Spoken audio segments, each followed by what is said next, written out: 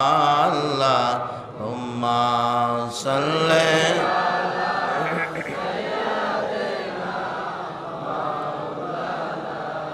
মুহাম্মদ ওয়া আলা আলি সাইয়্যিদিনা মাওলানা মুহাম্মদ আল্লাহুম্মা সাল্লি সাইয়্যিদিনা মাওলানা মুহাম্মদ ওয়া আলা আলি সাইয়্যিদিনা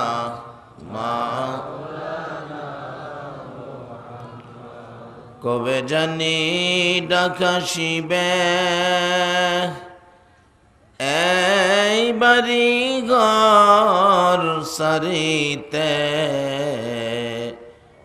আপন পোশাক খুলে খুলে সাদা কাফন পরিতে আল্লাহুম্মা সাল্লি সাইয়্যিদিনা মাওলানা মুহাম্মদ ওয়া আলা আলি সাইয়্যিদিনা মাওলানা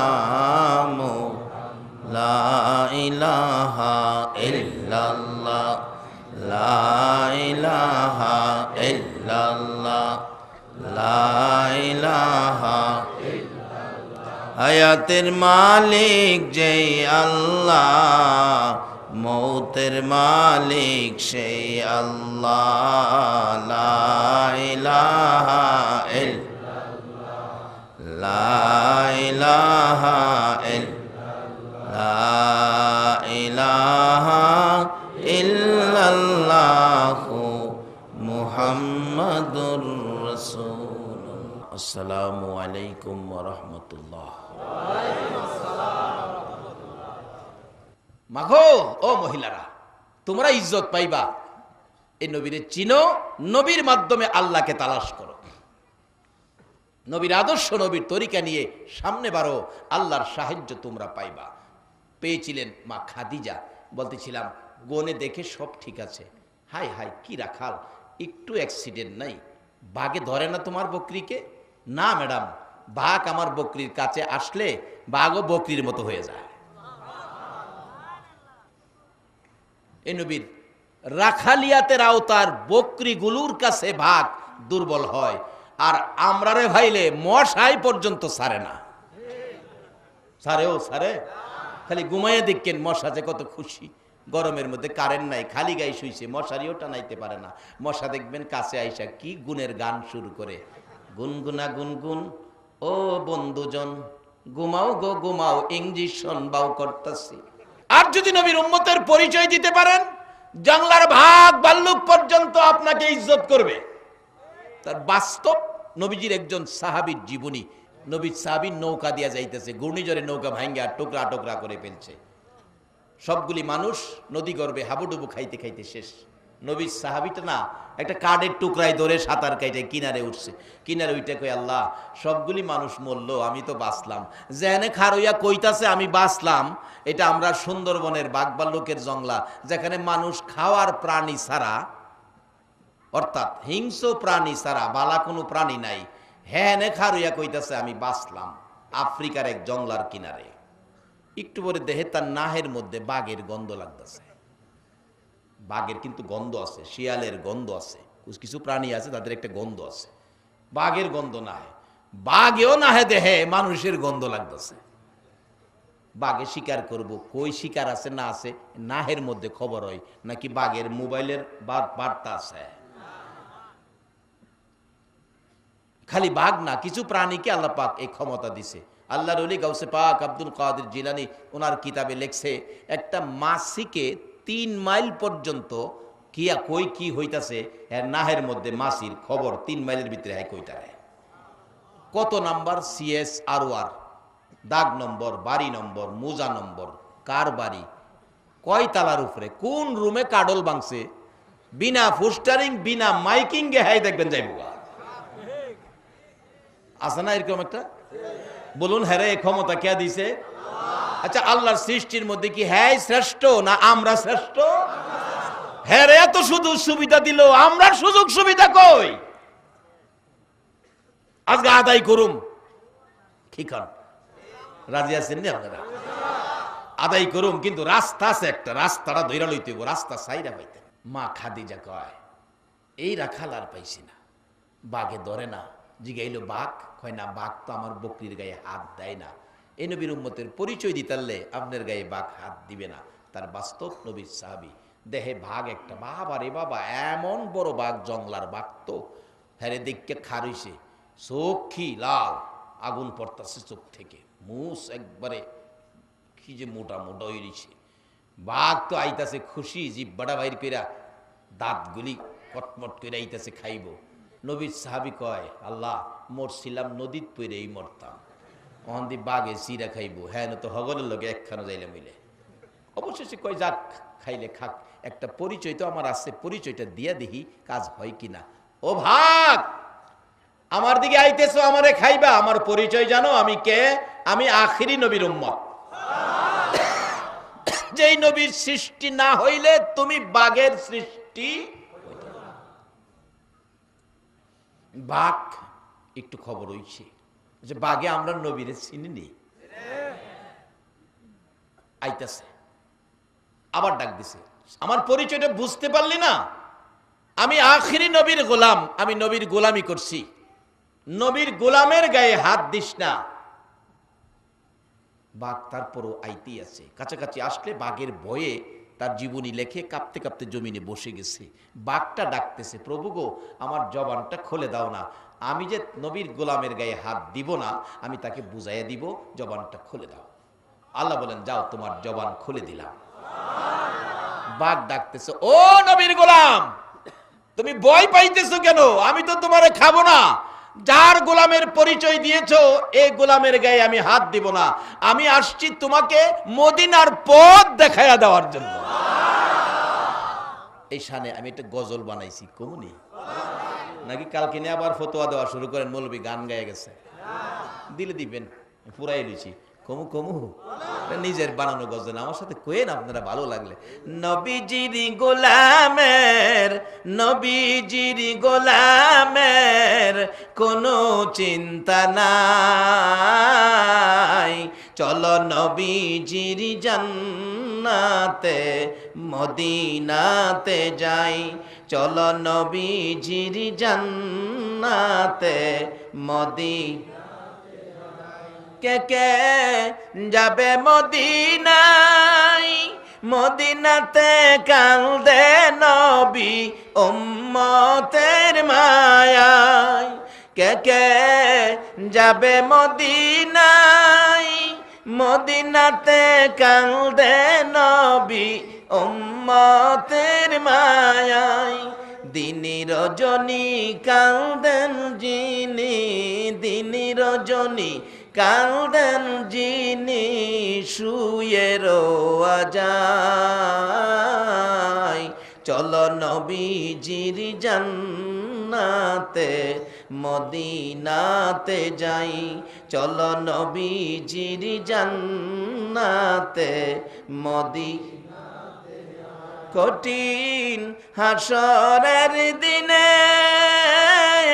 বেহেশতে যাবে না নবী উম্মত বিনে, কঠিন হাসরের দিনে বেহেশতে যাবে না নবী উম্মত বিনে। মাফ করিয়ে দিবেন আল্লাহ, মাফ করিয়ে দিবেন আল্লাহ নবীর ওসিলায়, চলো নবীজির জান্নাতে মদিনাতে যাই, চলো নবীজির জান্নাতে মদিনাতে। বাঘ ডাকতেছে, আরে নবীর গোলাম, ভয় পেও না, আমি তোমাকে খাইতে আসি নাই, তোমাকে মদিনার পথ দেখাইতে আইছি।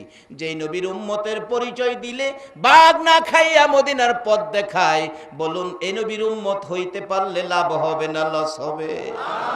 আবার দুনিয়ার কিছুদিনের দুনিয়ার মধ্যে বেজালটা ছাইরা দিয়া লন, নবীর উম্মত হয়ে যায়। অবশেষে তার জীবনী লেখে, বাঘ পিছন থেকে লেজটা বাড়িয়ে দিয়ে বলছে, আমার লেজে ধরো। লেজে ধরলেন নবীর সাহাবী, জংলার মাঝখান দিয়ে বাঘ চলছে। বলুন জংলায় কি বাঘ একটাই থাকে না আরো আছে? মানুষ খাওয়ার মতো হিংস্র প্রাণীরা আসতেছে, তাকে দেখে ওই ভাগটা তার বাসায় জংলার সকল প্রাণীকে সাবধান করে দিচ্ছে, ও জংলার বাঘেরা, হিংস্র প্রাণীরা, সাপ বিচ্ছুরা, এদিকে আইসো না, কাকে নিয়ে চলছি খবর জাননি, আখিরি নবীর উম্মত লইয়া রওনা হয়েছি। নবীর সাহাবী বলেন, এই ঘোষণার পর আমি তাকিয়ে দেখি, যাই যেখানে আসছিল সেখানেই ব্রেক হয়ে গেছে, সামনে বাড়ে না, শুধু আমার বাঘটাই মাঝখান দিয়ে চলছে। দুনিয়াতেও দেখবেন মাঝে মাঝে একটা গাড়ি আসে, মন্ত্রীর গাড়ি, আগে একটা পুলিশ সার্জেন্ট হোন্ডা নিয়ে বাঁশি ফু দেয়, সংকেত দেয় সাইড সাইড সাইড। আবার মন্ত্রীর গাড়ির আগের গাড়িটা পুলিশ দুই সাইডে তো জানালাটা লাঠি বাইর করে দেখায়, মানে সব ব্রেক, মন্ত্রীর গাড়ি চলবে, দেখছেন সব ব্রেক, একটা গাড়ি চলছে। নবীর সাহাবী বলেন, সব ভাগ ভাল্লুক হিংস্র প্রাণী ব্রেক, আমার গাড়িটা শুধু চলছে। আমি বলবো এই নবীর উম্মতের পরিচয়ে শুধু জংলায় নয়, দুনিয়াতে নয়, হাশরের ময়দান যেদিন কায়েম হবে, আদাত উপরে যেদিন সূর্য আসবে, সর্বপ্রথম আমার আল্লাহ ঘোষণা দিবেন, যেই ময়দানে আদম আলাইহিস সালাম থেকে শুরু করে ঈসা আলাইহিস সালাম পর্যন্ত সকল নবী রাসূলের উম্মতেরা দাঁড়িয়ে থাকবেন, সর্বপ্রথম ঘোষণা হবে, আখেরি নবীর উম্মতের গাড়িগুলো জান্নাতে পাঠাও। এখন সে নবীর উম্মত হইতে আপনারা রাজি আছেন কিনা? তাহলে কিছু জিনিস দেহ থেকে ছাইরা দিতে হবে, আর কিছু জিনিস আইনা আবার ডুহাইতে হবে। ছাইরা দিতে হবে সুদ, সুদ কি কি কয় না বাঙালি, কি সুদ? অহন সুদ কয় না, এটা সুন্দর ভাষা আনছে একটা, ইন্টারেস্ট। বাবা গো, কার জন্য সুদ খায়া, ঘুষ খায়া সংসার বড় করে তুমি যে কবরে যাইবা, এ সম্পদের বন্টন কিন্তু তুমি নিবা না, কিন্তু কবরে ফিডার বন্ধক কিন্তু কেউ নিবে না। কবরের বেজালের বন্টন সে ছেলে মেয়েরা কেউ নিবে না। তোমার রোজগারের সম্পদ তারা বাইটা নিব, কবরের ফিডার বাঘ কেউ নিবে না। তাইলে এই কাজটা না কইরা লন, নবীর উম্মত হয়ে যাইগা। সুদ ঘুষ ছাইরা দেই, আর জামাতের শহীদ নামাজটা লন দইরা নাই। কিসের শহীদ নামাজ? জামাতের শহীদ নামাজ পড়লে কই যাউন লাগে? মসজিদ হলো জান্নাতের টিকিট কাউন্টার। সহজে বুঝাইতে পারছি? এখন কিন্তু কাউন্টার সিস্টেম গাড়ি বেরিয়েছে সারা দেশে, দেখবেন কাউন্টার গাড়ি, কাউন্টার গাড়ি। আমাদের ভৈরব থেকে আপনাদের রপ্তানি গাড়ি আইয়ে চলন বিল, এটা কাউন্টার সার্ভিস। আল্লাহ কো, তোরা কাউন্টার সার্ভিস আর দেশ বইরা লাইছস, আমিও জান্নাতের কাউন্টার খুইলা দিলাম। সমস্ত পৃথিবীর মসজিদগুলি হলো আমি আল্লাহর জান্নাতের টিকিট কাউন্টার। খালি গিয়ে লাইনও দাঁড়াইবেন, এমনি টিকিট পাইবেন। সুবহানাল্লাহ কইতেন না? কোন কি বল হুজুর, কোন কি বল? হা হা, 80 বছরের বুড়া আজকের ওয়াজ শুনে ফজরের নামাজে পিছনের কাতারও গিয়ে লাইনও দাঁড়াইন না। আল্লাহু আকবার। আল্লাহ কে ফেরেশতারা, এটা কোনটারে লাইনে দাঁড়াইছে?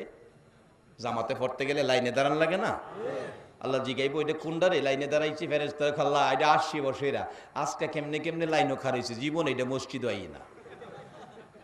আল্লাহ কো, আমার কাছে ভালো লাগছে, দেখছে তার জীবনে হিসাব কিতাব কি। ফেরেশতারা কো, আল্লাহ হিসাব কিতাব দেখমু কি? বিরাট।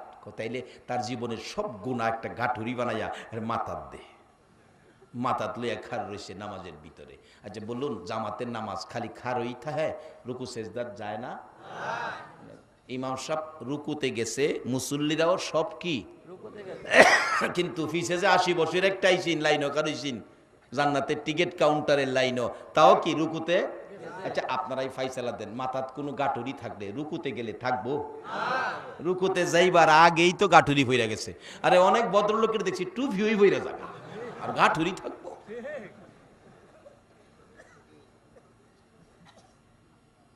গাটুরি পইরা গেছে। আল্লাহ কয় বান্দা 80 বছরের গুনাহ তো শেষ,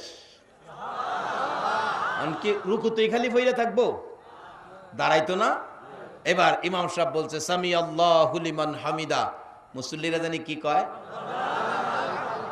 হ্যাঁ ও লগে কইলেছে রব্বানা লাকাল হাম। আল্লাহ কয় বান্দা ও 80 বছরের বেজাল, আমারে রব কইছস, রব কর আগে তো কাম সাইরা লাইছি। আল্লাহু আকবার বলো। মসজিদ হলো হে আল্লাহর ঘর, বেহেশতের টিকিট কাউন্টার। সেরেলেছি তো অহন বেড়া সেজদার যাইব তো, ইমাম সব সেজদার যাইতেছে, বলে হুজুর সাইরা যে লাইছি এটা প্রমাণ কি?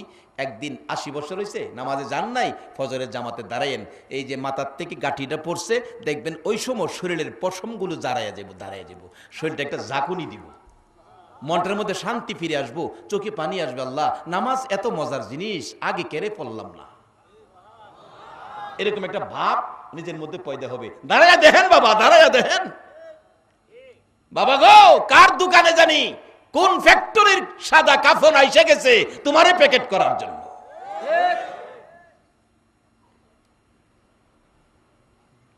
বাড়ি করছো ছেলেরে দিবা, সম্পত্তি কিনছো মেয়েরে দিবা, আর তোমার লাগে তুমি কি কিনছো? তুমি কবরে নেওয়ার জন্য কি লইছো? আমি কি কথাগুলো বুঝাইতে পারতেছি? সেজদার যাইতে থাকলে আল্লাহ ডাকে বান্দা ও 80 বছরা, রুকুতে যাওয়ার আগেই তো মাফ, আমার রব কইছস, আমি তো খুশি, এখন সেজদা করবি খালি বিছানায়, খালি পাক্কাত না। ইন্না সাজিদা ইয়াসজুদু ফি কদামাইর রহমান, আমি আল্লাহর কুদরতি দুইটা, আমি রহমানের দুইটা মায়ার পাও, কুদরতি পাও সামনে বাড়াইলাম, আমার ভাবের উপর সেজদাটা কর। দেখেন অনেক সময় মুরব্বীদের পায়ে সালাম করে, বাচ্চারা পরীক্ষা দিতে যায় সালাম করে, মুরব্বীরা দেখেন মাথায় হাত দিয়া কি কয়, বাবা বেঁচে থাকো, বেঁচে থাকো, সুখে থাকো, শান্তিতে থাকো। আল্লাহ কয় আমার কুদরতি পায়ে সেজদা দিলে বেঁচে থাকো, সুখে থাকো, শান্তিতে থাকো, এই ভাষা আমার নয়, আমার হলো আমার কুদরতি পায়ে যারা সেজদা দিছো, আমি আল্লাহর পক্ষের রহমত বরকতের সব তোমরা পেয়ে গেছো।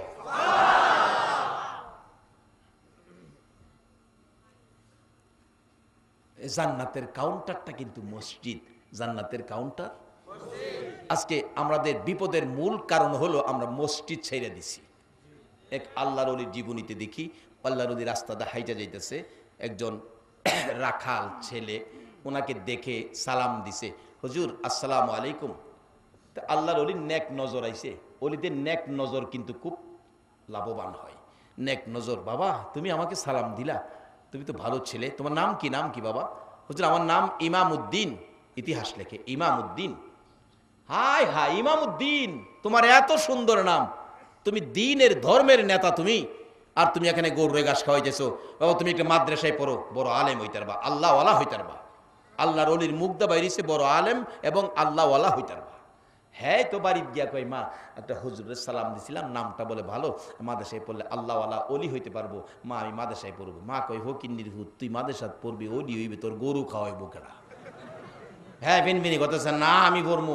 মা অবশ্য লাডি লইছে, হ্যাঁ ভিড়াইতো, মা লাডি দেখে হ্যাঁ দৌড়, মা অফিসে তো দৌড়াইতেছে। কিছু ভাগলা মা আছে না দেশ, সেটতে গেলে গার হ্যাঁ সারতে রাজি না। অবশেষে দেখে যে বাসার ভত নাই, দেখে জুহরের নামাজের আজান দিছে, মুসল্লিরা মসজিদে ঢুকতেছে, হ্যাঁ গিয়া দৌড়াইয়া মসজিদে ঢুকে গেছে। মা সামনে দেখ ঘুরে আর কয় বাইর বাইর। হ্যাঁ ক বাইর দিতাম না, ক বাচ্চা গেলে কই গিয়া বাচ্চে? মুসলমান জবাব দাও, কই গিয়া বাচ্চা? তাহলে এখনো মুসলমানদের বাসার একটা জায়গা আছে, এই জায়গাটার নাম হলো মসজিদ। কে মসজিদ থেকে বের করে দিল? আজকে মসজিদের সাথে সম্পর্ক কেন আমাদের নাই?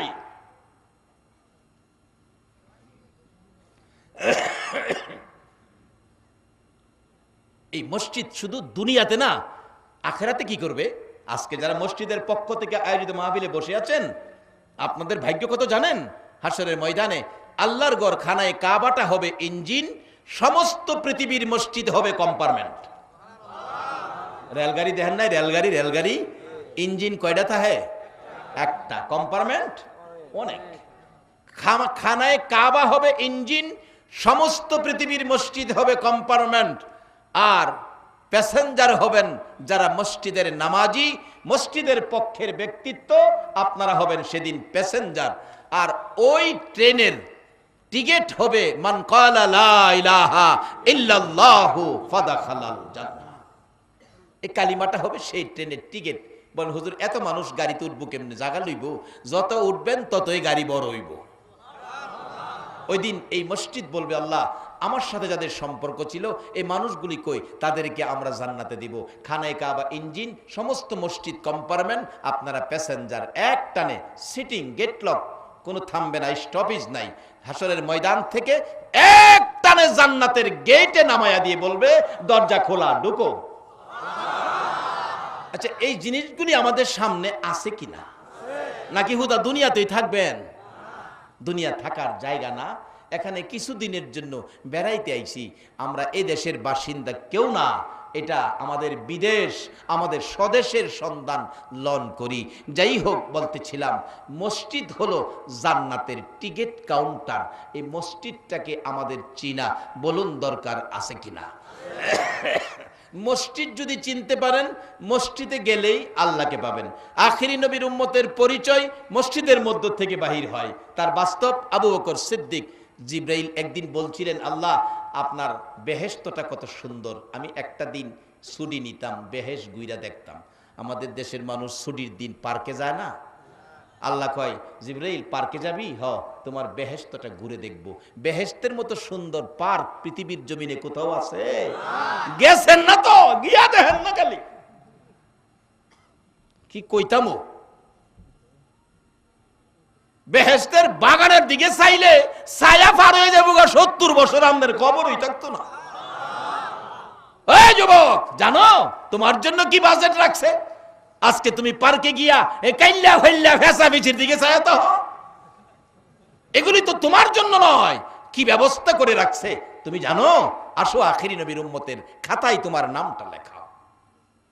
জিব্রাইল আল্লাহ আমি ছুটির দিন একটা দিন ছুটি দিলে তোমার বেহেশতটা দেখতাম। আল্লাহ কয় যাও দেখো। একদিন ঘুইরা বেহেশতের একটা কোনা ওই দিকে শেষ করতেছে। আল্লাহ একটা সপ্তাহ ছুটি দিবেন, যাও দিলাম। এক সপ্তাহ ঘুরা একটা কোনা শেষ করে জানালাত গেছে, দরজা পর্যন্ত পৌঁছতে পারছে না। আল্লাহ আমার 2 মাসের সময় দিবেন। আল্লাহ আর কইলাম চাইতার তিন আইডি শেষ। 2 মাস ঘুরা কদ্দুর দেখছে, বাহি সবই রয়েছে। আল্লাহ এই বেহেশ কার লেগে বানাইছেন? আল্লাহ কো আমার আখিরি নবীর উম্মতের লেগে বানাইছে। হেরার কি পাখা আছে? পাখা আমার 600 নূরের পাখা। একটা পাখা লাড়া দিলে 500 বছরের রাস্তা যাইতারি। এই 500 বছরের রাস্তা এক পাখা, এরকম 6 পাখা চালায়া 2 মাসে কোনা দেখতাম না। হেরার এত বড় বেহেশ দিলে হেরা কি করব? হেরা তো এক কোনা তোই খাইয়া হুইয়া ঘুমায়া থাকবো, কি লাভ? হেরা দেখতে পারবো? আল্লাহ কয় না, হেরা পারবো।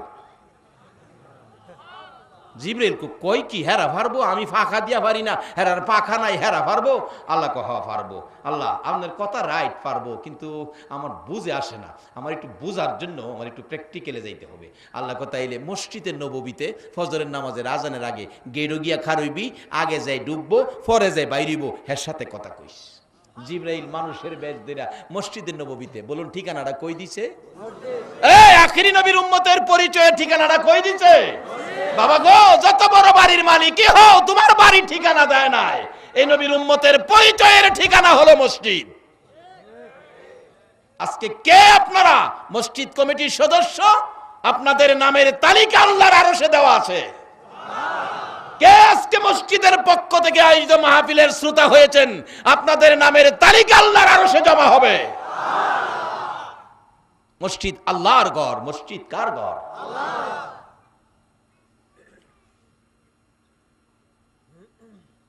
ঠিকানা মসজিদ। জিব্রাইল মানুষের বেশ দেরা। কেরামত আলী আছেন না, কেরামত আলী, কেরামত আলীর সুরতদের গিয়া গেটে খারেছে, দেখে একটা লোক ঢুকছে সাদা পাঞ্জাবি গায়ে দিয়া, সবার আগে। সব মুসল্লি নামাজ শেষে গেল, কিন্তু কেরামত আলী দেহে হেই মুসল্লিটা আর বাইরিল না। গেট ছাইরা মসজিদের দরজায় গেছে, চৌকাটে এভাবে হাত দিয়া খারেছে যাতে বাইরিলে হাতও লাগে। ভিতরে চুকি দিয়া দেহে হে লোকটা বসা। কিছুক্ষণ পর বাইরে আইছে, ভাইজান আপনার জন্য আমি দাঁড়িয়ে দিছি। কেরামত আলীর সুরতে জিব্রাইল দাঁড়িয়ে দিছে। আচ্ছা ভাইজান আপনার নাম কি?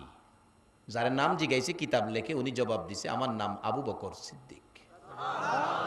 আল্লাহু আকবার বলুন। কেমন ব্যক্তিটা ও বাবা, এই নবীর উম্মত হন। আবু বকর বেহেশতে না গেলে কেউরে বেহেশতে যাওয়ার অনুমতি দিবে না। আর আবু বকর বলছে নবীর একটা উম্মত ফালায়া আমি আবু বকরও বেহেশতে যাইতাম না।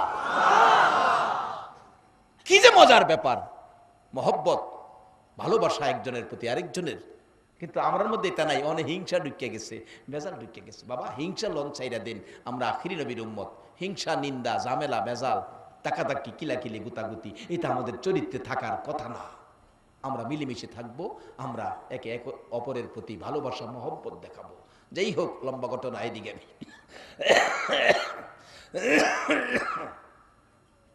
আবু বকর সিদ্দিক নাম পরিচয় দিলে জিব্রাইল কো ভাইজান একটা কথা জিগাইতাম আপনারে। কি আচ্ছা, আপনি কি বলতে পারেন জিব্রাইল আলাইহিস সালাম এখন কই আছে? আচ্ছা, যাই জিগাইতেছে, হ্যাঁ কে? আবু বকর সিদ্দিক কই কি ব্যাপার? এই প্রশ্ন তো কেউ করে না। জিব্রাইলের সাথে আপনার কি ব্যাপার? কি কোনো লেনদেন আছে নাকি? কয় না, একটু দরকার আছে। কোথায় আছে আমার একটু খোঁজ খবর নেওয়া। কইলেই তো আর হয় না, আমার কিছু সময় দেন, আমি গুইরা দেখতেইব তো জিব্রাইল কই আছে। জিব্রাইল কো গুইরা বলে দেখবো? কত 2 মাসের সময় নিবেন? না, জিব্রাইল বাইর করতে এতদিন লাগে না। জিব্রাইল কো প্রভু গো কি কয়? মাই পাও, আর কথা কইছি আমি। 1 সপ্তাহ সময় নিবেন? না ধুত, এতদিন লাগে নাকি? একদিন? কারে না, জিব্রাইলের ক্ষমতা শেষ। এবার আখিরি নবীর উম্মতের ক্ষমতা শুরু। আল্লাহু আকবার বলুন। জিব্রাইলের ক্ষমতা যেখানে শেষ, সেই নবীর উম্মতের ক্ষমতা হানতে শুরু হয়। আজকে হেই নবীর উম্মত সুদ খায়া, ঘুষ খায়া শেষ করে লাইছে সব ক্ষমতা। নামাজ ছাইরা দিয়া সব শেষ করে দিছে।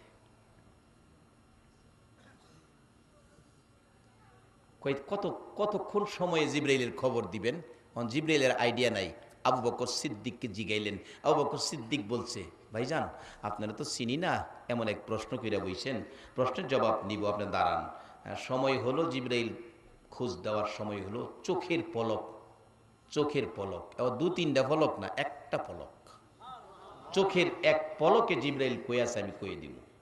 জিব্রাইল কো প্রভু গো দরাত বুঝি ফুটছি। আল্লাহ কয় আমার আখিরি নবীর উম্মতের হওয়ার বুঝাও। কথাইলে বলুন। চোখের পাতি মাইরা, পলক মাইরা কয়, ভাইজান আপনি একটু দাঁড়ান, আপনি যাইেন না। জিব্রাইল কোথাও পাইতেছি না। আল্লাহর 8টা বেহেশ কোনায় কোনায় ঘুরে ঘুরে দেখে এলাম। সুবহানাল্লাহ, আসতে গেলেন। এ নবীর উম্মত হইলে আমরা লাভ হইব না লস হইব? বাবারে, একখানি জমির লেগে কত ঝগড়াঝাটি করলেন, আর 10টা পৃথিবীর সমান একটা জান্নাত দিব আখিরি নবীর উম্মতের। এই জান্নাতের লেগে 5 ওয়াক্ত নামাজ জামাতে পড়া আমাদের দরকার আছে না?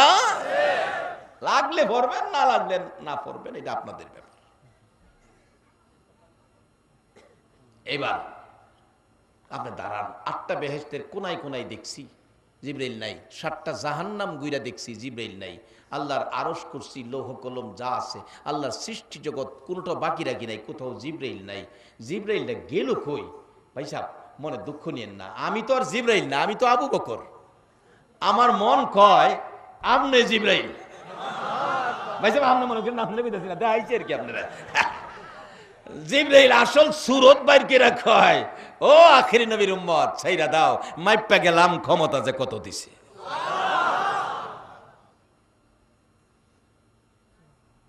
বাবারা, আমরা ভাগ্য ভালো যারা আখিরি নবীর উম্মত। এর চেয়ে বড় ভাগ্য নিয়ে পৃথিবীতে কেউ আসে নাই যারা আখিরি নবীর উম্মত হইছে। তাই মসজিদের সাথে সম্পর্ক রাখেন। মসজিদ হবে জান্নাতের টিকিট কাউন্টারের লাইনে দাঁড়াইবেন। দাঁড়াইলেই আল্লাহ পাক 80 বৎসরের গুনাহ একদিনের কাতারে মাফ করে দিয়া জান্নাতের ফায়সালা। সেই মসজিদের পক্ষ থেকে আয়োজিত মাহফিল।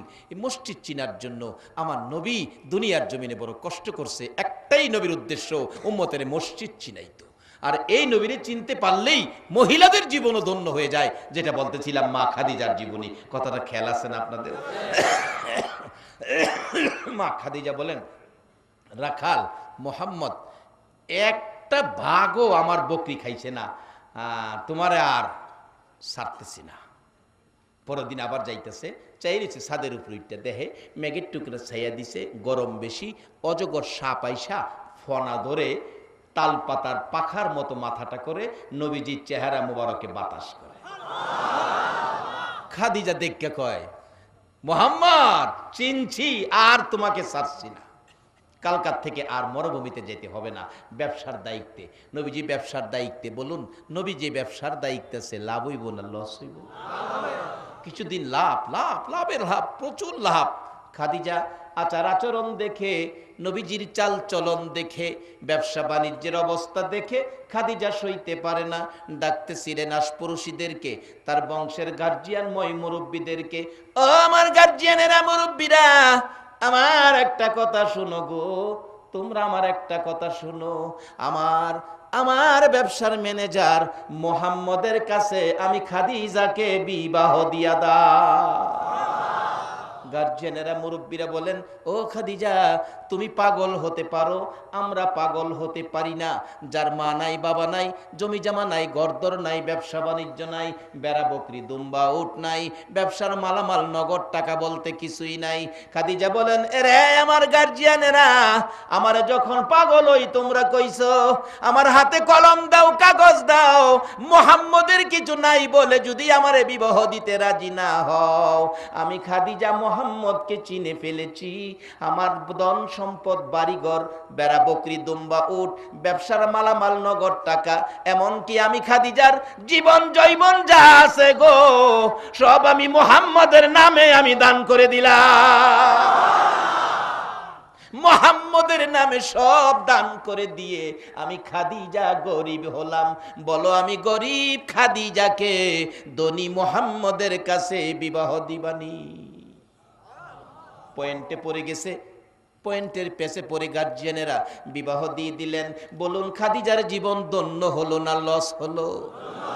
খাদিজা নবীর পক্ষ নিলেন, সব আল্লাহকে পাওয়ার জন্য দান করে দিলেন। খুশি হলেন আমার আল্লাহ, নবীর পক্ষ খাদিজা নেওয়ার কারণে আল্লাহ খাদিজার পক্ষে হয়ে গেছে।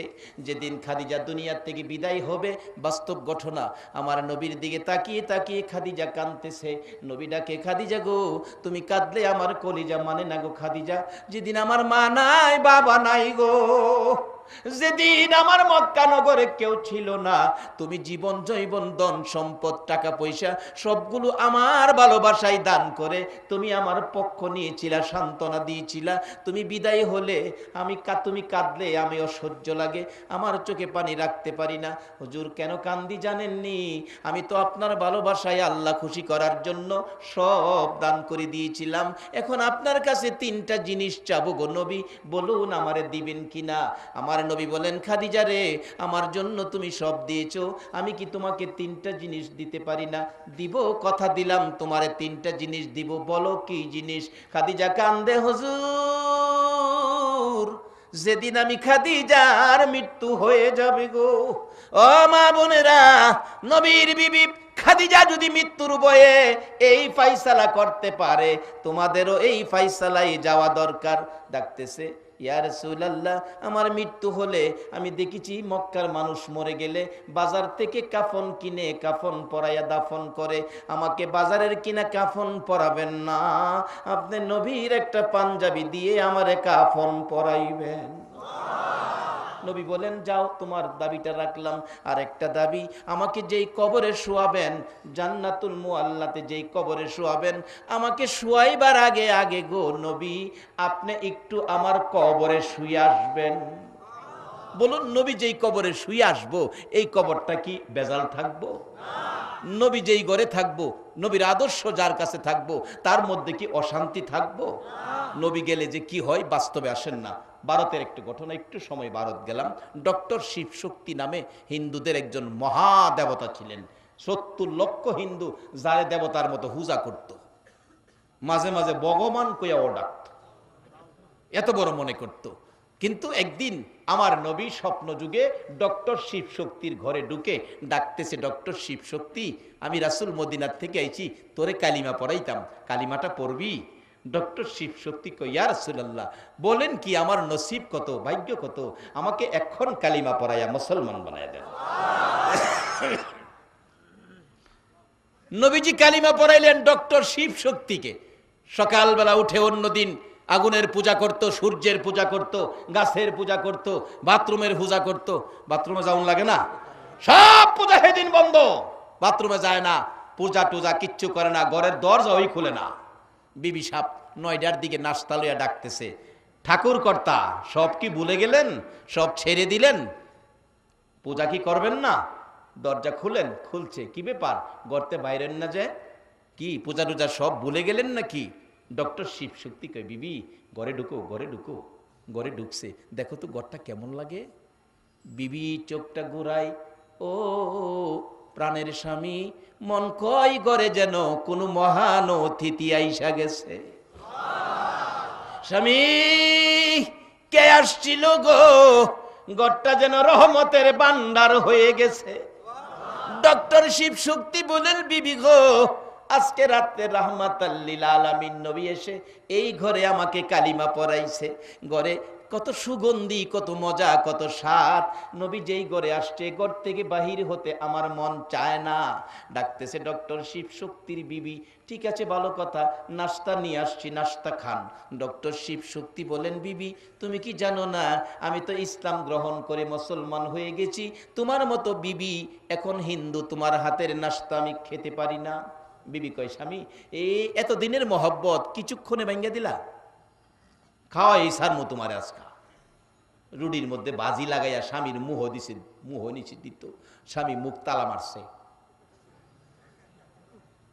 খেতাম না। স্বামী একটু খান, রাসূল বলছে এটা ইসলাম।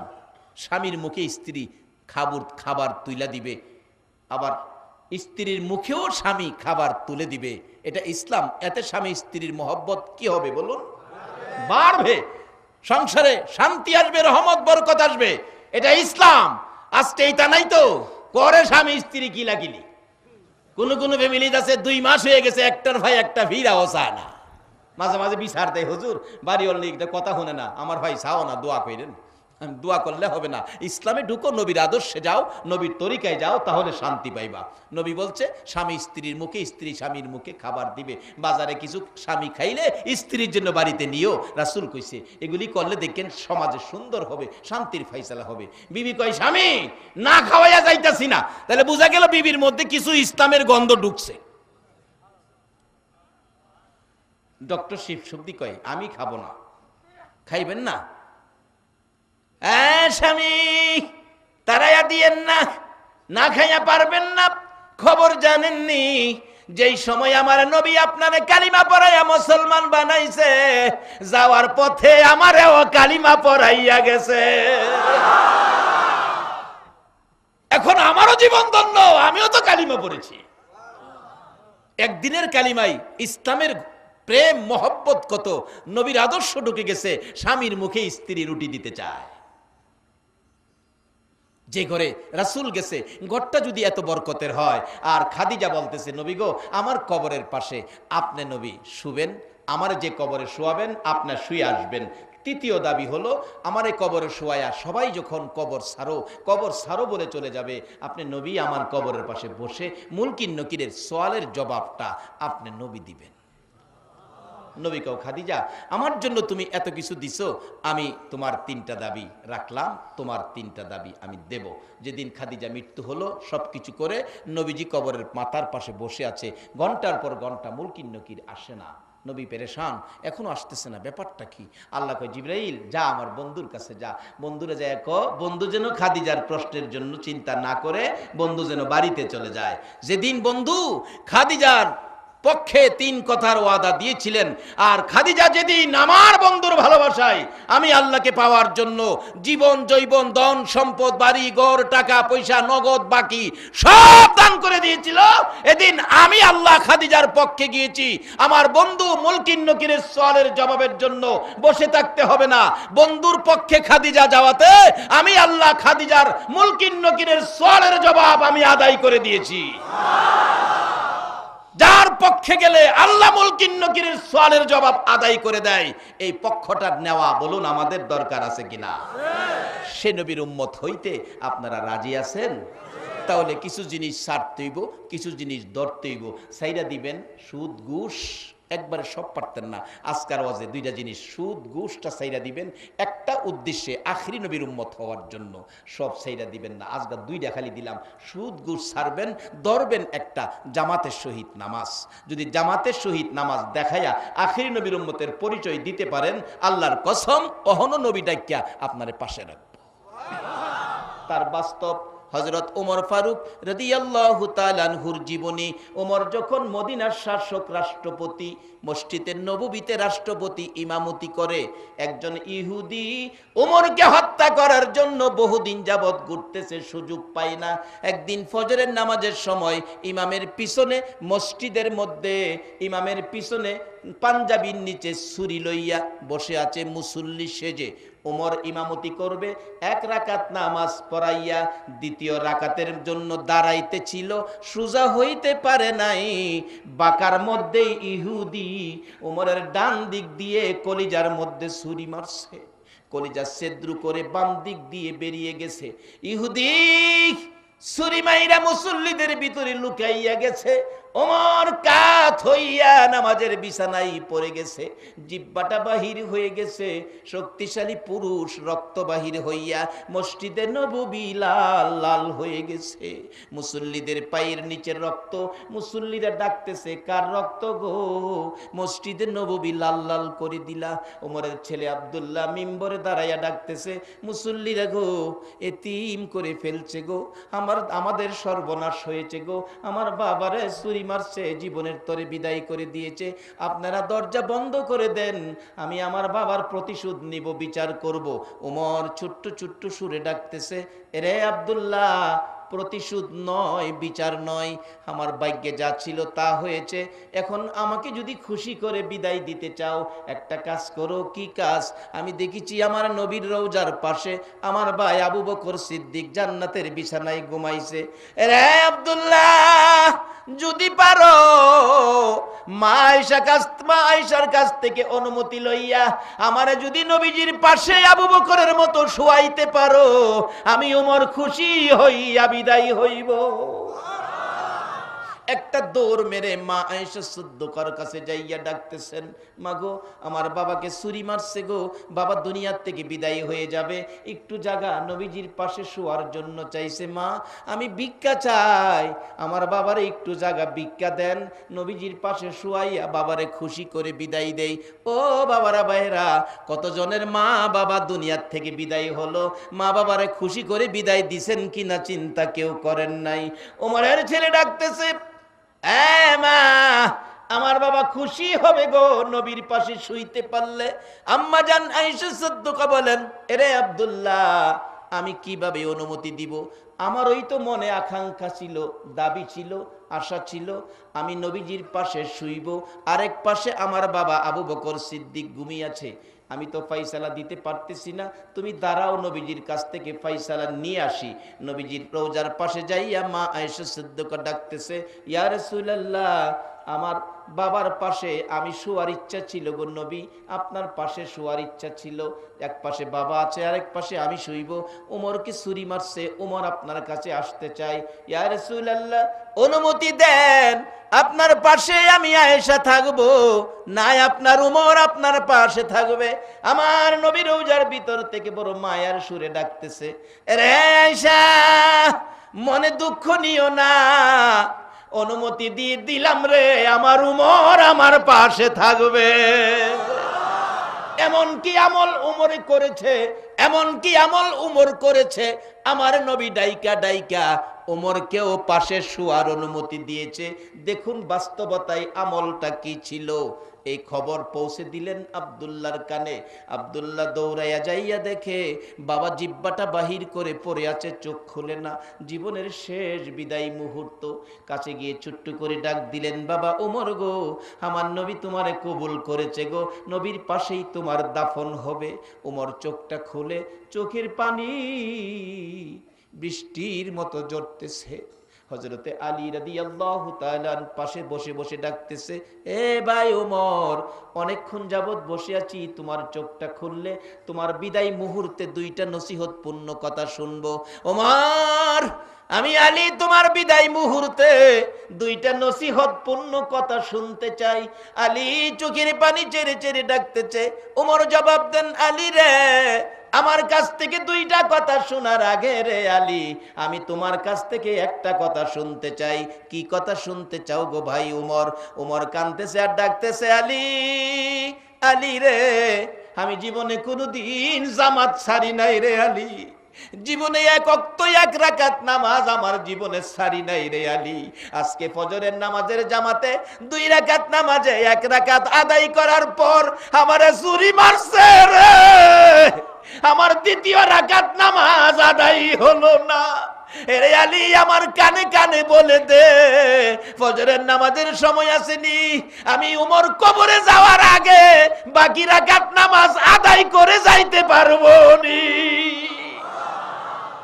কোন আমলের বিনিময় আমার নবী ডাইকা ডাইকা ওমরের মতো ব্যক্তিকেও পাশে শুয়াইছে? সেই আমলটা হলো জামাতের শহীদ নামাজ। বলুন বাবারা, ভাইরা, নবীর পছন্দের, নবীর পাশে যাওয়ার জন্য জামাতের শহীদ নামাজের ব্যবস্থা নিজেরা করব, অপরকে পড়ার ব্যবস্থা করে দেওয়া, বলুন নবীর উম্মত হিসাবে আমাদের দরকার আছে কিনা? রে বাবারা, ভাইরা, কেন করবেন না? আমার নবী যেদিন মক্কাবাসীর যন্ত্রণায় যায়েদ ইবনে হারেসার সঙ্গে লইয়া নবী রাস্তায় বেরিয়ে ডাকতেছেন, যায়েদ ইবনে হারেসা রে, মক্কার মানুষ আমারে কষ্ট দেয় রে, ছোটকালে তায়েবের জমিনে আমার দুধমা হালিমা আমারে বড় মায়া করত রে। ও যায়েদ ইবনে হারেসা, চল আমার দুধমার দেশ হালিমার দেশ তায়েব দেশে চলে যাই। আমার নবী যায়েদ ইবনে হারেসা রে লইয়া তায়েব দেশে যাইয়া পৌঁছে গেলে কিছু মুরব্বীরা বসে আছে, সামনে যায়েদ ইবনে হারেসা ডাকতেছে, ও মুরব্বীরা, আপনাদের পাশে মক্কার একজন মেহমান এসেছে, যিনি আল্লাহর হাবিব, আল্লাহর দোস্ত, আল্লাহর নবী, যার নাম মুহাম্মাদুর রাসূলুল্লাহ। আল্লাহর নবী আপনাদের মধ্যে এসেছে, কিছু কথা বলবেন। মুরব্বীরা কয়, আশ্চর্য, মুহাম্মদরে নবী বানাইছে? আমরা তো মক্কা নগরে আবু জাহেল নামে একজন নেতা আছে, তারে চিনি, তারে না বানাইয়া মুহাম্মদরে বানাইছে, এটার কথা কইলা? আচ্ছা, নবী কি কেউ বানাইতে পারে? নির্বাচন পেরে নবী বানান যাইব? নবী বানানোর দায়িত্ব কার? হারা ঠাট্টা মস্কারি করতেছে। আমার নবী হাতে ইশারা দিলেন যায়েদ ইবনে হারেসাকে, যায়েদ রে, তারা আমারে চিনবে না, চল আমরা আরো সামনে বাড়ি, আমার দুধমা হালিমার জায়গায় চলে যাই। একটু সামনে বাড়লেই মুরব্বীরা যুবকদেরকে ডাইকা ডাইকা পাশে বিরাইয়া বলে, মক্কা থেকে আসছে, নবী বলে হইছে, তোমরা তাকে কিছু সাইজ করে দাও। পাথর লইয়া যুবকেরা দর দর মার মার কইয়া দৌড়াইতেছে। আমার নবী একবার পিছনের দিকে চাই, আবার সামনের দিকে চাই, দুধমা হালিমার বাড়ি কত দূর? যায়েদ ইবনে হারেসা বলেন, ইয়া রাসূলুল্লাহ, অবস্থা ভালো দেখা যায় না গো, জীবন বাঁচাইতে পারবো না গো নবী। যায়েদ ইবনে হারেসা এইভাবে বারবার অনুরোধ করতেছে যুবকদের দিকে তাকাইয়া, কিন্তু তারা চারদিক এসে ঘেরাও করে ফেলেছে, নবীকে সামনে যেতে দেয় না, পিছনে যেতে দেয় না, ডাইনে বামে যেতে দেয় না। যায়েদ ইবনে হারেসা বলতেছে, পাথর হাতে নিয়ে আসছো, তোমাদের উদ্দেশ্য কি? আমার নবীরে কি মারবা? আমার নবীরে মাইরো না, আমি যায়েদের বুকটা পেতে দিলাম, মারতে মারতে আমার জীবন বাহির করে ফেলে দিল, সমস্ত শরীরে রক্তাক্ত, টাইনা উঠাইছে, উঠতে পারে না, হাঁটতে পারে না, ধাক্কা দিয়ে হাঁটাইয়া আবার পাথর মারছে, 3 বার করে মারতে মারতে রক্ত মুবারক মাথার থেকে একেবারে জুতা মুবারক পর্যন্ত রক্ত ভরে গেছে, জামাটা যেন সাদা জামা লাল লাল হয়ে গেছে। 3 বারের মাথায় বেহুশ হবে। আমার নবী রক্ত মাখা 2টা হাত বাড়াইয়া ডাকে, যুবকেরা রে, আমারে কোন অপরাধে মারো? আমি কি অপরাধ করেছি? কোন দোষে তোমরা এইভাবে আমারে মারো? আমারে আর মাইরো না রে যুবকেরা, তোমরা কি জানো না আমার মা নাই, আমার বাবা নাই, যায়েদ ইবনে হারেসা সাক্ষী, আমার মা নাই বাবা নাই, তোমরা এইভাবে আমারে মাইরো না। কিন্তু থামলো না, মারতে মারতে 3 বার করে বেহুশ করেছে। অবশেষে নবী মাথা উঠায় না, জ্ঞান ফিরে না, যুবকেরা দৌড়াইয়া চলে গেল। আর যায়েদ ইবনে হারেসা আমার নবীকে কোলে করে পাহাড়ের কিনারে একটা পাথরের মধ্যে বসাইতে চাইলে পাথরটা ক্ষত বিক্ষত, নবী বসবে বিদায় তোলার মতো নরম বিছানা হয়ে যায়। নবীকে বসাইলে আমার নবী গার রাখে না, রক্তগুলো জামা কাপড় লাল লাল হয়ে ভিজে আছে, মনে হয় চিপা দিলে পানি রক্তের মতো বাহির হবে। এবার যায়েদ ইবনে হারেসা নবীজিকে ধরে রাখছে, নবী গার ছেড়ে দেয়। এমনি সময় জিবরাইল এসে, লম্বা ঘটনা, নবীজির পাশে এসে হাজির হয়ে ডাক দিলে নবীজির জ্ঞান ফিরল। আমার নবী যায়েদ ইবনে হারেসার দিকে তাকিয়ে আছে। জিবরাইল ডাকে, হুজুর এই মার যারা মারল গো, আমি প্রতিশোধ নেওয়ার জন্য আসছি, অনুমতি দেন আমি বিচারটা করে দিব। আমার নবী বলেন, না না, তারা বুঝে না রে, আমারে মারছে, এই মায়ের বিনিময় এই দুনিয়ার কোনো বিচার আমি চাই না। জিবরাইল একটা কাজ কইরো, আমার রক্ত মাখা জামাটা গো আমার আল্লাহর দরবারে জমা দিয়া দিলাম। এই রক্তের ভিজা জামাটা আমি আল্লাহর দরবারে আমানত করে দিলাম। হাসরের জমিন যেদিন কায়েম হবে, আদাত উপরে যেদিন সূর্য আসবে, আমার উম্মতেরা যদি বিপদে পড়ে যায়, এই রক্ত মাখা জামার বিনিময় আমার উম্মতের তরাইয়া লইয়া যাইব। যেই নবী তাইবের জমিনের রক্তের বিজার জামা আপনার আমার নাজাতের জন্য রেখে দিল, এই নবীকে খুশি করার জন্য কিছু কাজ করা বলুন আমাদের দরকার আছে কিনা? সেই নবীর খুশির কাজটাই হলো জামাতের শহীদ নামাজ। বাবারা, যে জামাতের শহীদ নামাজের ব্যবস্থা মসজিদের পক্ষ থেকে আপনাদের কাছে হাত বাড়িয়েছিল, দেখলাম আপনারা নবী খুশির কাজ সকলে করতে পারেন নাই। যে জামাত, নবী কত খুশি। মা আয়েশার জীবনী, মসজিদে নববীতে জামাতের নামাজ শুরু হবে, নবীজি 17 ওয়াক্ত নামাজ জামাতে যাইতে পারে নাই অসুস্থতার জন্য। তারপরও জামাত শুরু হবে, নবী প্রস্তুতি নিতেছেন জামাতে যাওয়ার জন্য। অসুস্থ, হাতে বর করে একটু দাঁড়িয়ে গেছে, নবী কাত হয়ে পড়ে গেছে। মা আয়েশা বলেন, হুজুর শাস্তি দেয় না, উঠেন না। আবার উঠতে চাইছে, নবী উপর হয়ে পড়ে গেছে, মা আয়েশা টাই না বসাইছে, নবী গো আপনি যায়েন না। আমার নবী কান্দে, এরে আয়েশা আমি কি আর পারবো না রে জামাতে যাইতে? রে বাবা যুবকেরা, এই নবীর ভালোবাসায় জামাতের ব্যবস্থায় শরীক হও।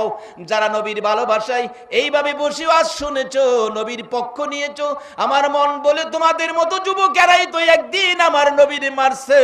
এই নবীর পক্ষে যারা এসেছো, আমার নবী তোমাদের জন্য ফুলসিরাতের ঘাটে বসে থাকবে। সেই নবীর সুপারিশে ফুলসিরাত পার হইয়া জান্নাতে যাওয়ার জন্য আপনাদের কাছে এই মসজিদের পক্ষ থেকে 2টা হাত বাড়াইলাম। রব্বানা যালামনা আনফুসানা ওয়া ইল্লাম তাগফির লানা ওয়া তারহামনা লানাকুনান্না মিনাল খাসিরিন। রব্বিরহামহুমা কামা রব্বায়ানি সগীরা। ডাক দেন না, রব্বিরহামহুমা কামা রব্বায়ানি সগীরা। রব্বুল আলামিন মায়ার নজরে তাকিয়ে দেখো, গভীর রাত্রে তোমার আদরের বান্দারা তোমার ঘর মসজিদের পক্ষ থেকে আয়োজিত মাহফিলে 2টো করে হাত তোমার কাছে বাড়াইছে। মাবুদ, এই গভীর রাত্রে তোমার বান্দারা তোমার কাছে হাত বাড়াইছে, তুমি জিগাও না কে কোন আশায় হাত বাড়াইছে।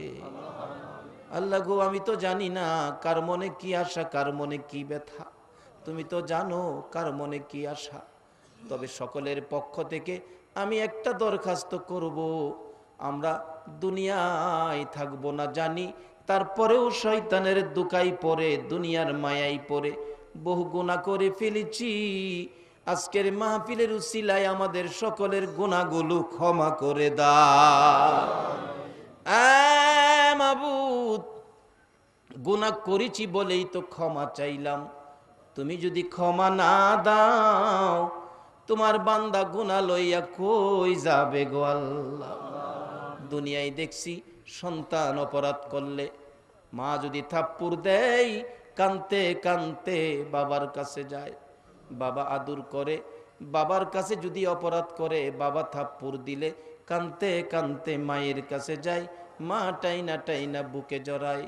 মাউত, আমরা অপরাধী গো, আমরা গুনাহগার গো। এই গভীর রাত্রে হাত বাড়াইছি, তুমি যদি ফিরাইয়া দাও বলো আমরা আর কার কাছে যাব গো আল্লাহ। ফিরাইও না, ঘুরাইও না, কার জীবনে কত গুনাহ হিসাব জিগাইও না, কে নেককার কে গুনাহগার কাউরে কিছু কইও না। এই মাহফিলের উসিলাই মা বোনদেরকে সহ আমাদের সকলের জীবনের গুনাহগুলো ক্ষমা করে দাও আল্লাহ গো। জীবনের গুনাহ ক্ষমার আসার দরখাস্তের পর আরেকটা দরখাস্ত করি, তুমি কিন্তু রাগ হইও না। আমি জানি না হাজার হাজার মানুষ হাত বাড়াইছে, কার মনে কি ব্যথা আছে, কার মনে জানি ব্যথা আছে। মানাই মানাই গো মানাই, কার মনে জানি ব্যথা বাবা নাই, বাবা নাই গো। হুজুর দোয়া না করে বাড়িতে যাব না গো হুজুর। আমার আশপড়শি ছেলেরা বাড়িতে যাইয়া মা মা কইয়া যখন ডাক মারে গো, আমার নাই, আমার কলিজা মানাইতে পারি না। আমার আশপড়শি বন্ধুরা বাবা বাবা কইয়া যখন ডাকতে থাকে আমার কলিজা মানে না গো হুজুর। কে জানি হাত বাড়াইছে মায়ের অভাবী, কে জানি হাত বাড়াইছে বাবার অভাবী। মায়ের অভাবী বাবার অভাবী। 7-8 বৎসরের একটা বাচ্চা ছেলে মাহারা বাবা হারা হয়ে গেছে। ঈদের দিন সকালবেলা খালি মানুষের মুখের দিকে তাকাইয়া থাকে। কত বাবা সন্তানের জামা কাপড় পরাইয়া আঙ্গুলে ধরে ধরে ঈদগায় রওনা হইছে। ছেলেটা দৌড়াইয়া পিছে পিছে যায়, ওই ছেলেটাকে টাইনা জিজ্ঞেস করে, ও বন্ধু আমার, কার আঙ্গুলে ধরে ঈদগায় যাইতেছো? ছেলেটা জবাব দেয়, আমার আব্বু, আমার আব্বু। একটা চিৎকার মেরে ডাকে, বাবু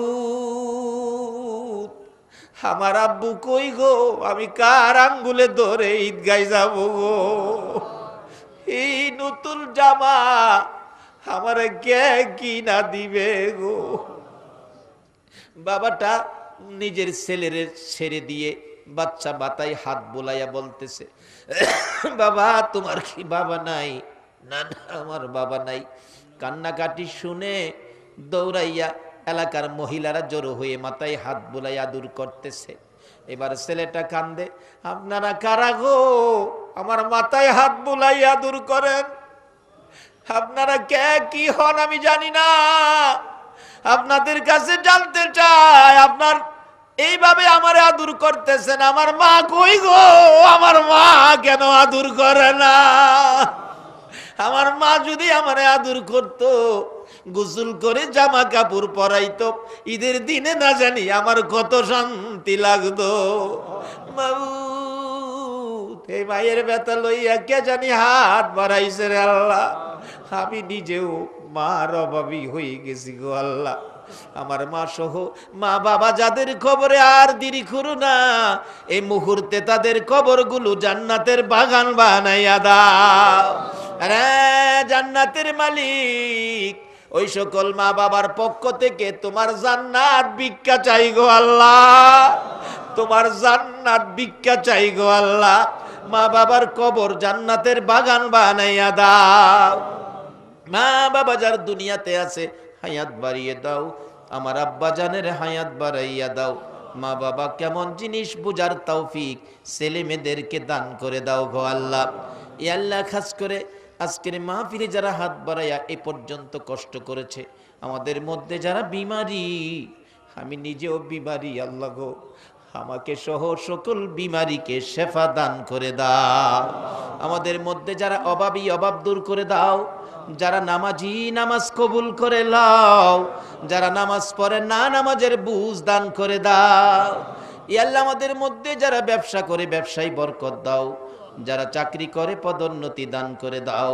যারা গৃহস্থী করে জমির ফসলে বরকত দাও, যারা বিদেশ থাকে সহি সালামতে রাখো, যারা বিদেশ যাবে মনের আশা পুরা করে দাও। ই আল্লাহ, খাস করে যাদের ছেলে মেয়ে আছে সকলের ছেলে মেয়েদেরকে হায়াত বাড়াইয়া দাও, ছেলে মেয়েদেরকে অকালে মৃত্যু দিও না, মা বাবার কলিজায় আগুন জ্বালাইও না, ছেলে মেয়েদের মুখে এতিমের দাগ লাগাইও না, ছেলে মেয়েদের মা বাবার হায়াত বাড়াইয়া দাও। মাবুদ, অনেকের ছেলেরা মেয়েরা পরীক্ষা দিতেছে, আল্লাহ গো তাদেরকে কামিয়াবি দান করে দাও। আজকের মসজিদের পক্ষে যারা এই পর্যন্ত মাহফিলে কষ্ট করেছে, সাহায্য সহযোগিতাও করেছে, তোমার পক্ষ থেকে সকলকে সাহায্য দিয়ে শান্তির ফাইসালা করে দাও। তোমার ঘরের পক্ষে যারা সাহায্য সহযোগিতা করেছে, করবে, কথা দিয়েছে, সকলকে তুমি তোমার ঘরখানায় কাবা দেখাইও গো আল্লাহ।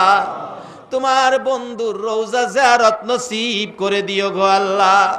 মক্কা মদিনা যদি যাইবার তৌফিক না দাও, মদিনাওয়ালা রে একদিন ঘুমের ঘরে স্বপ্নে দেখাইয়া দাও।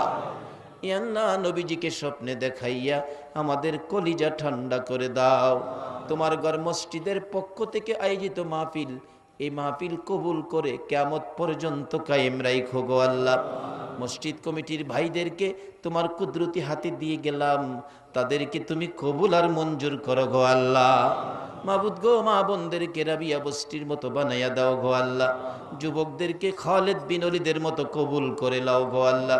মাহফিল শেষে যারা যেখানে যাবে সহি সালামতে পৌঁছাইয়া দাও গো আল্লাহ।